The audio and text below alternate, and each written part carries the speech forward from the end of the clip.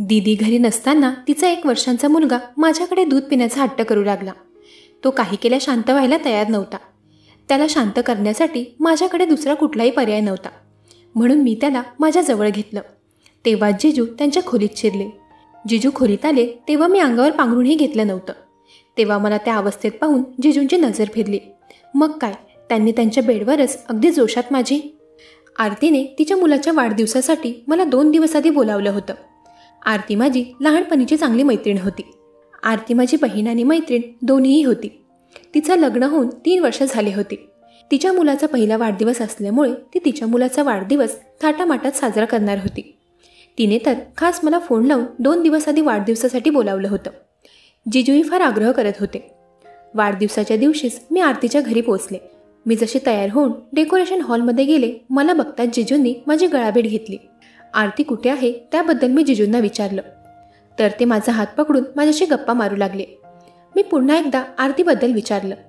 तेव्हा ते म्हणाले की आमचा हर्ष फार रडत होता, त्यामुळे आरती त्याला शांत करायला आत गेली आहे. तासाभरातच वाढदिवसाला सुरुवात होईल. त्या दिवशी मी जिजूंना बऱ्याच दिवसांनंतर भेटले होते. वाढदिवस झाल्यानंतर मी बाकी पाहुणे मंडळींप्रमाणे माझ्या घरी जायला निघाले. तेव्हा आरतीने मला थांबवलं. ती म्हणाली, उद्या सकाळपर्यंत बरेच पाहुणे आपल्या घरी जातील. त्यानंतर आपण दोघं मैत्रिणी बाहेर फिरायला जाऊयात. मीही घरी राहून फार वैतागले होते. माझे आईबाबाही आरतीला चांगल्या प्रकारे ओळखायचे, म्हणून त्यांनी मला आरतीकडे थांबायला परवानगी दिली. वाढदिवसाच्या दुसऱ्या दिवशी राहिलेले पाहुणे मंडळी सगळे आपापल्या घरी जायला निघाले. आरतीने मला तिच्या घरी एक सेपरेट खोली राहायला दिली होती. तिच्या घरी येऊन मला 2 दिवस झाले होते. आल्यापासून मी बघत होते हर्षने तिला वैतागून सोडलं होतं. जिजू व तिला एकमेकांना वेळही देता येत नव्हता.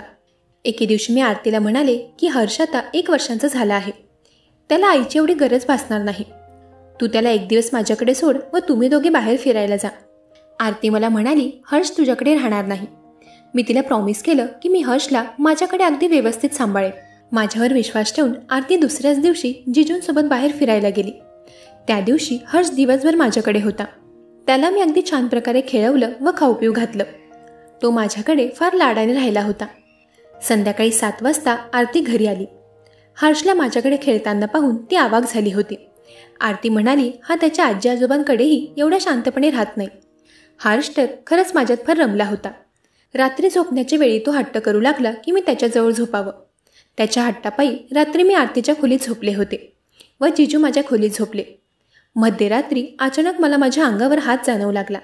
पहिल्यांदा तर मला वाटलं होतं की तो हर्ष असावा, पण हळूहळू मला तो मोठ्या व्यक्तीचा हात जाणवू लागला. मी उठून पाहिलं तर समोर मला जिजू दिसले. मध्यरात्री ते माझ्या अंगावरून हात का फिरवत होते मला काही समजत नव्हतं. मी त्यांना काय झालं म्हणून विचारलं. तेव्हा ते मला सॉरी म्हणून त्यांच्या खोलीतून निघून गेले. पुन्हा दुसऱ्या दिवशी तसंच काहीसं घडलं. जिजू माझ्या अंगावरून हात फिरवू लागले. आज तर त्यांचा स्पर्श नको तिथे झाला होता. त्यांच्या स्पर्शाने मी दचकून उठले व त्यांच्या खोलीबाहेर गेले. आरती तर गाढ झोपेत होती, त्यामुळे तिला जिजूंच्या हरकती लक्षात आल्या नव्हत्या. मी जशी त्यांच्या खोलीतून बाहेर आले तसे जिजूही माझ्या मागे आले. मी त्यांना काही बोलला तोच ते म्हणाले की सॉरी संजना, मी तुला आरती समजलो. रात्रीच्या अंधारात त्यांच्याकडून चूक झाली असावी, त्यामुळे मी त्यांना ठीक आहे म्हणून पुन्हा खोलीत झोपायला गेले. बघता बघता काही दिवस उलटले. हर्ष तर माझ्यात फारच रुळला होता. एके दिवशी सकाळी नाश्ता करताना मी आरतीला म्हणाले की आता मला माझ्या घरी जायला हवं. तेव्हा आरती म्हणाली, संजना अजून काही दिवस तू प्लीज माझ्यासाठी इथे थांब. मला 1 महिन्याचा केक बेकिंग कोर्स जॉईन करायचा आहे. आता हर्ष तुझ्यासोबत छान रुळला आहे, म्हणून मी तुला थांबायला सांगत आहे. त्याला बघायला तू असशील तर मी बेफिकीर होऊन माझा कोर्स पूर्ण करू शकेल. मागच्या 2 महिन्यांपासून मला तो कोर्स करायचा होता, पण हर्ष कोणाकडेच राहायला तयार नव्हता. आता तू आहेस म्हटल्यावर मी माझा कोर्स अगदी निवांतपणे पूर्ण करू शकते. काहीच दिवसांची तर गोष्ट आहे. दुपारी 3 तासाचा माझा क्लास असेल. आरती मला विनवणी करू लागली. तेव्हा जिजू म्हणाले की संजना, तू आरतीला तुझी बहीण म्हणतेस, तर तुझ्या बहिणीसाठी अजून काही दिवस तू थांबू नाही शकत का? त्या दोघांचा आग्रह फारच वाढला होता, म्हणून मी तिथे थांबायचं ठरवलं. मी त्या दोघांना होकार भरला. त्यानंतर जिजू ऑफिसला निघाले. ते जाताच आरतीने मला मिठी मारली व तिने माझे आभार मानले. ती म्हणाली, तुझ्या सहकार्यामुळे मी माझा कोर्स पूर्ण करू शकेल. हा कोर्स फक्त काहीच दिवसांचा आहे. एकदा का मी केक बनवायला शिकले की हळूहळू स्वतःचा बिझनेस उभा करेल. आरतीचा आनंद पाहून मी खुश होते. असंच एकदा दुपारी आरती तिच्या क्लासला गेली होती. त्या दरम्यान हर्ष माझ्याकडे होता. अचानक तो रडू लागला. तेव्हा त्याच्यासाठी दूध घ्यायला मी किचनमध्ये गेले. दूध गरम होत होतं तेव्हा मी किचनमध्ये उभे होते. अचानकच जिजू घरी कुठून आले कोणास ठाऊक. त्यांनी मागून येऊन मला घट्ट मिठी मारली. क्षणार्धात त्यांनी माझ्या मानेवर जोराने चावाही घेतला. त्यांच्या चाव्याने माझ्या मानेवर जळजळू लागलं. मी जोरात किंचाळले व मागच्या दिशेने वळले. तेव्हा जिजू माझ्यापासून लांब झाले. मला बघताच ते म्हणाले की संजना तू. मी तर तुला आरती समजलो होतो. तू आरतीचे कपडे घातले आहेत त्यामुळे माझा गैरसमज झाला. मी त्यांना ठीक आहे म्हणाले व हर्षची दुधाची बॉटल घेऊन खोलीत गेले. काही वेळाने जिजू त्यांच्या खोलीत आले. ते माझ्या मानेला लावायला बर्फ घेऊन आले होते. ते म्हणाले संजना माझ्यामुळे तुला दुखापत झाली.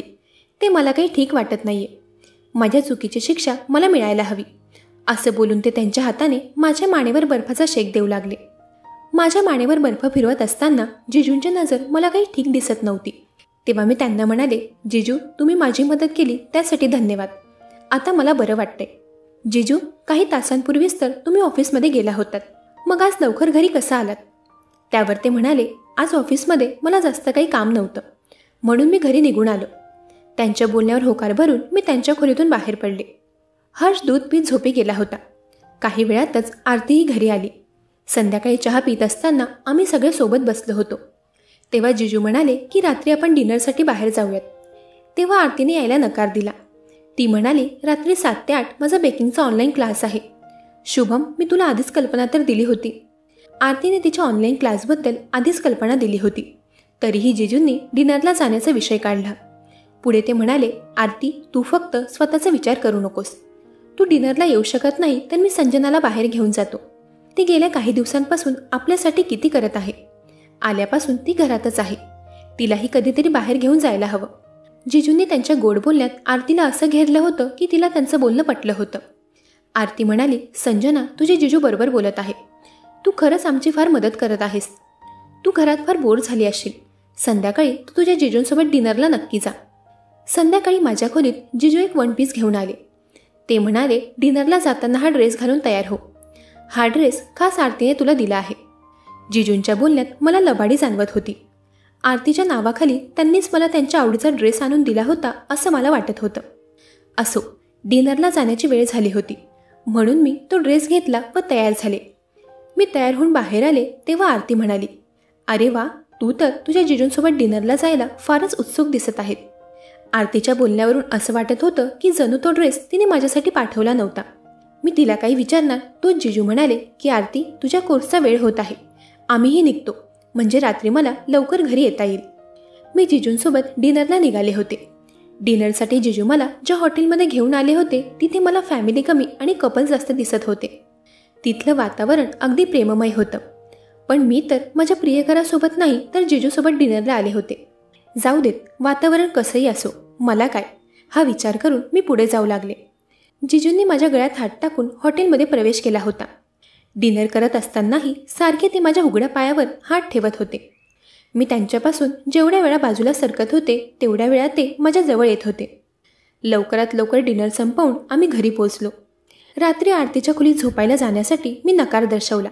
त्या रात्री मला असं जाणवलं की मी आल्यापासून त्या नवरा बायकोला एकमेकांना वेळ देता येत नव्हता. रात्री मी आरतीसमोरच जिजूंना म्हणाले की आज तुम्ही तुमच्या खोलीत झोपा. माझ्यामुळे तुम्हा दोघांमध्ये अंतर निर्माण व्हायला नको. त्यावर जिजू म्हणाले आम्हाला सोबत झोपायची काही गरज नाहीये. एवढं बोलून ते तिथून दुसऱ्या खोलीत निघून गेले. जिजूंचं वागणं बोलणं असं दर्शवत होतं जणू त्यांना त्यांच्या बायकोमध्ये जराही इंटरेस्ट नाहीये. ते माझ्या खोलीत जाताच मी आरतीसोबत तिच्या खोलीत गेले. आरतीचा चेहरा मला पडलेला दिसला. तेव्हा मी तिला प्रश्न केला की आरती जिजू व तुझ्यामध्ये सगळं काही ठीक आहे ना. जिजू तुला आधीप्रमाणेच प्रेम तर करतात ना. त्यावर आरती म्हणाली हो अगं आमच्यात सगळं काही ठीक आहे. डिलिव्हरी झाल्यापासून माझी तब्येत जरा जास्तच वाढली आहे. माझी तब्येत वाढली तेव्हापासून तुझे जिजू माझ्यापासून जरा लांब राहू लागलेत. मी त्यांच्यासाठी आता लवकरच बारीक होणार आहे. तू सांग तू अजूनपर्यंत लग्न का नाही केलंस. तुझं वय आता 25 वर्ष होत आलंय. आता तू लग्न करायला हवं. आरतीने मला उलट प्रश्न केला. त्यावर मी तिला म्हणाले की आरती मला मंगळ आहे. माझ्या आईबाबांचं म्हणणं असं आहे की मंगळ असलेल्या मुलीचं मंगळ असणाऱ्या मुलाशीच लग्न व्हायला हवं. मी 25 वर्षांचे होत आले पण अजूनही मला माझा परफेक्ट जोडीदार भेटला नाहीये. आणि म्हणूनच तुझी मैत्रीण अजून सिंगल आहे. आरती बोलता बोलता म्हणाली, तू दिसायला सुंदर आणि सळपातळ शरीराची आहेस. तुझ्यासारख्या मुलीवर कोणाही पुरुषाची वाईट नजर पडू शकते. पुरुषांपासून जरा जपून राहा. गप्पा गोष्टी करून काहीच वेळात आम्ही झोपी गेलो. दुसऱ्या दिवशी आरती तिच्या क्लासला गेली होती. त्या दरम्यान हर्ष माझ्याकडे खेळत होता. खेळून झाल्यानंतर मी त्याला झोपी घातलं व मीही त्याच्या शेजारी झोपले. काहीच वेळात हर्ष झोपेत रडू लागला. तो मला त्याची आई समजून बसला होता. हर्ष रडतो हे सांगण्यासाठी मी आरतीला फोन कॉल केला, पण ती तिच्या कुकिंग क्लासमध्ये असल्यामुळे फोनच उचलत नव्हती. आज हर्ष झोपेत मला त्याची आई समजला होता. त्याचं रडणं थांबवण्यासाठी मी त्याला बॉटलमध्ये दूधही आणून दिलं, पण तो ते दूध प्यायला तयार नव्हता. अर्धा तास झाला त्याचं रडणं काही थांबत नव्हतं. शेवटी मी त्याची मावशी म्हणून त्याला जवळ घेतलं. मी त्याला जेव्हा जवळ घेतलं तेव्हा तो दूध पिण्याच्या हट्टाने रडू लागला. आरतीला घरी यायला 2 तास लागणार होते. एवढा वेळ हर्षला रडवणं मला काही ठीक वाटत नव्हतं. तेव्हा काही वेळासाठी का होईना मी हर्षच्या आईची जागा घेतली. मी त्याला माझ्या छातीशी कवटाळलं. त्या चिमुकल्याला मी त्याची आई असल्याचा दिलासा मिळाला होता. मी तेव्हा अगदी मोकळेपणाने हर्षला माझ्याजवळ घेऊन झोपले होते. काही वेळासाठी माझाही डोळा लागला. अचानक माझा डोळा उघडला तेव्हा मी समोर जिजूंना पाहिलं. ते त्या खोलीत कधी आले व केव्हापासून ते मला असं बघत होते मला काही समजत नव्हतं. तेव्हा जिजूंची नजर मला नको तिथे दिसली. मगाशी हर्षला शांत करण्याच्या नादात मी त्याला माझ्या छातीशी कवटाळलं, पण नंतर माझ्याने माझे कपडे ठीक करायचे राहिले होते. गेल्या कितीतरी वेळापासून जिजू मला त्या अवस्थेत पाहत होते याचा मला जराही अंदाज नव्हता. तेव्हा मला तसं पाहून जिजूंचे डोळे अगदी लाल झाले होते. मी माझे कपडे ठीक केले तो जिजूंनी माझा हात पकडला. त्यांनी मला बेडच्या एका कडेला खेचलं आणि तेव्हा जिजूंनी असं काही केलं की अचानकच मी एकदम शांत झाले. काही वेळातच हर्ष झोपेतून उठला. त्याला खेळवत आम्ही हॉलमध्ये बसलो होतो. जेव्हा आरती क्लासून परत आली तेव्हा ती आम्हा तिघांकडे अगदी वेगळ्या नजरेने बघत होती. तिने तर अगदी झटक्यात हर्षला आमच्यामधून उचललं. रात्री किचनमध्ये स्वयंपाक करत असताना आरती माझ्याशी थोडं तिरकं वागताना मला जाणवली. ती म्हणाली, आजकाल तू हर्षला जरा जास्तच तुझ्या अंगावरचा केला आहेस. हर्षसोबतच त्याच्या बाबांनाही तुझा लळा लावू नकोस म्हणजे झालं. आरती एका आईच्या आधी एक बायको होती. तिलाही तिच्या नवऱ्याबद्दल काळजी वाटत असेल हे मी समजत होते. तेव्हा मी तिच्या खांद्यावर हात ठेवून तिला म्हणाले की तू अजिबात चिंता करू नकोस. ना तुझा नवरा वाईट आहे ना तुझी मैत्रीण तशी आहे. तिच्याशी व्यवस्थित बोलूनही आरती माझ्याशी थोडं तिरकस वागत होती. जेवत असताना आरती म्हणाली की उद्याचा पूर्ण दिवस माझा क्लास आहे. क्लासचा उद्या शेवटचा दिवस आहे. उद्या माझा क्लास पूर्ण झाला की संजना तू तुझ्या घरी जाऊ शकतेस. आरतीचं बोलणं ऐकून जिजूंच्या चेहऱ्यावरचा रंग उडाला होता. मलाही एवढ्यात घरी जाण्याची इच्छा नव्हती, कारण जिजू व माझ्यातील वेगळ्या नात्याची आता कुठे सुरुवात झाली होती. असो, जिजू काही ना काही मार्ग नक्की काढतील याची मला खात्री होती, कारण त्यांना माझी अशी चटक लागली होती की ते मला काहीही झालं तरी त्यांच्या घरून लवकर जाऊ देणार नव्हते. त्याच दिवशी रात्री झोपण्यापूर्वी आरतीने मला पुन्हा एकदा टोमणा मारला. ती म्हणाली, संजना तुझे जिजू विवाहित आहेत आणि त्यांना मंगळही नाहीये, एवढं लक्षात असू दे. तिला काय बोलायचं होतं ते मी समजले होते. तिच्या बोलण्याचा मला फरक पडत नव्हता. दुसऱ्या दिवशी आरती 11 वाजता तिच्या क्लासला निघाली होती. रोजप्रमाणे 10 वाजता जिजू त्यांच्या ऑफिससाठी निघाले होते. पण जशी आरती घरून निघाली तसे जिजू घरी आले होते. येताच त्यांनी मला पाण्याचा ग्लास घेऊन त्यांच्या खोलीत बोलावलं. मी जसा त्यांना पाण्याचा ग्लास द्यायला हात पुढे केला तसा त्यांनी माझा हात पकडला. जिजू म्हणाले, संजना तू मला अजून किती तरसवणार आहेस? आता बास कर. याआधी मी तुला मेसेज करून थकलोय आणि आता किती दिवसांपासून तू माझ्या समोर असूनही मी तुझ्यासोबत हवा तो वेळ घालवू शकत नाहीये. काल तर तुला तसं पाहून माझे डोळे चमकले होते. आज पूर्ण दिवसभर आरती घरी नाहीये. आजचा पूर्ण दिवस आपण एकमेकांसोबत वेळ घालवू शकतो. मीही त्यांच्या बोलण्यावर होकार भरला. जिजूंच्या जवळ जाण्याआधी मी त्यांना एक प्रश्न केला. मी म्हणाले, तुमचं लग्न झालेलं असूनही तुम्ही माझ्याजवळ येत आहात ते मला योग्य वाटत नाहीये. आरतीला यदा कदाचित आपल्या नात्याची भणक लागली तर तिला वाईट वाटेल. मग तिला काय उत्तर द्याल? तेव्हा जिजू म्हणाले, संजना तू जरा जास्तच विचार करत आहेस. आरती माझी फक्त बायको आहे. तिच्यावर माझं आता प्रेम राहिलं नाहीये. माझा जॉब गेल्यामुळे मी तिला कुकिंग क्लास करू देत आहे, जेणेकरून ती तरी 2 पैसे कमावून मला मदत करेल. बाकी तिच्याकडून मला कसलंही सुख नाहीये. तुला हरकत नसेल तर आपण दोघे लग्न करू शकतो. आता तर हर्ष तुला त्याची मम्मा समजतो. तेव्हा जिजूंनी हसतच मला त्यांच्या मिठीत घेतलं. मीही अगदी प्रेमाने त्यांच्या मिठीत गेले होते. काहीच वेळात आमच्या खोलीचा दरवाजा उघडला. आमच्यासमोर तेव्हा आरती उभी होती. मला जिजूंच्या मिठीत पाहून तर ती अगदी थक्क झाली होती. आरतीला पाहताच मी जिजूंना माझ्यापासून लांब केलं व मी आरतीजवळ जाऊन उभी राहिले. जिजूंनी आरतीपुढे विषय माझ्यावर पलटवला होता. ते म्हणाले, आरती, तुझ्या मैत्रिणीला आत्ताच्या आत्ता तिच्या घरी पाठव. मी माझी फाईल घ्यायला घरी काय आलो, संजनाने तर संधी साधून मला तिच्या मिठी तोडलं. ती मला तुझ्याबद्दल नको नको ते सांगत होती. जिजूंनी आरतीला माझ्याबद्दल नको नको ते सांगितलं तेव्हा ती माझ्याकडे अगदी रागाने बघू लागली. 2 पावलं पुढे चालत जाऊन तिने जिजूंच्या कानाखाली वाजवली. ती म्हणाली, नालायक माणसा, मी सगळं काही ऐकलं आहे. जेव्हापासून संजना पाण्याचा ग्लास घेऊन या खोलीत आली आहे तेव्हापासून तिच्या मोबाईलमध्ये माझा फोन कॉल सुरू आहे. मी सगळं काही ऐकलं आहे. संजनाने तर काल रात्रीच मला तुझं सत्य सांगितलं होतं. मी तिच्यावर नको नको ते आरोप लावले. संजनाला इथे थांबण्याचा आग्रह तू का करत होतास ते मला समजलंय. काल तिने हर्षला शांत करण्यासाठी त्याला जवळ घेतलं तेव्हा तिला विस्कटलेल्या अवस्थेत पाहून तुझी तिच्यावर नजर फिरली. तू तिच्यासोबत जबरदस्ती करण्याचाही प्रयत्न केलास. तुझं खरं रूप समोर आणण्यासाठी ती तुझ्यासोबत असं वागत होती जसं की या सगळ्या गोष्टींमध्ये तिची मनमर्जी आहे.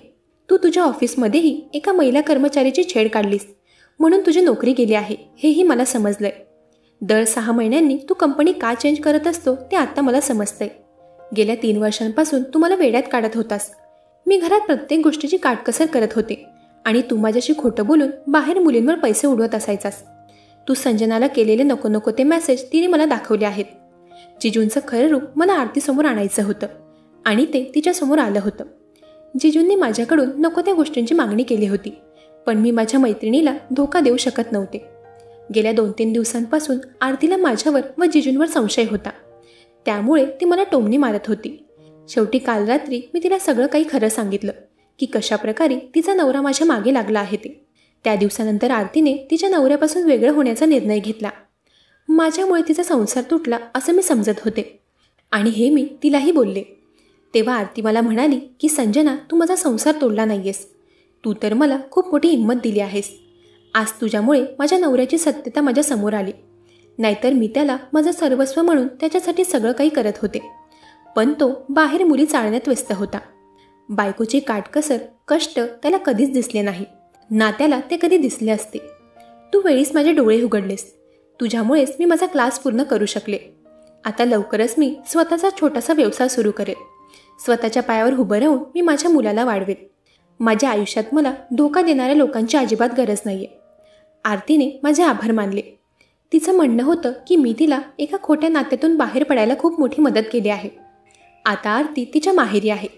ती केकच्या ऑर्डर्स घेऊन त्यातून चांगले पैसे कमावते व स्वतःचा आणि तिच्या मुलाचा खर्च ती स्वतः करत आहे. आरती आज एक इंडिपेंडंट वुमन म्हणून जगत आहे. मंडळी, कशी वाटली ही कथा?